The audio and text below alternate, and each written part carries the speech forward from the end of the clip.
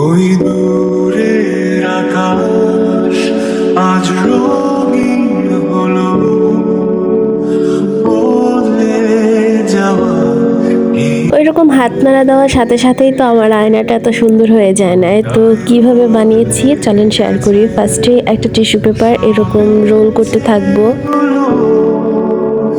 সঙ্গী করে তোমাকে। এবার এই রোলের মাছ পয়েন্টে একটা সুতা দিয়ে বেঁধে দিব। কত রঙিন ঘুড়ি উড়তে। এখন এখানে যে টিস্যু পেপারের লেয়ারগুলো আছে এখানে ধরে ধরে আস্তে আস্তে সফট হ্যান্ডে একটা একটা উপরের দিকে তুলে দিব। তোমার দু চোখ জুড়ে বন্দি তোমার মায়াতে।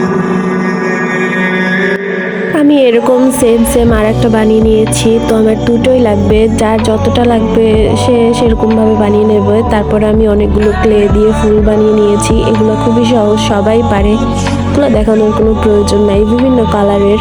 তারপরে আমার কাছে ঝিনুক ছিল, ঝিনুক দিয়েও একটু বানিয়ে নিলাম।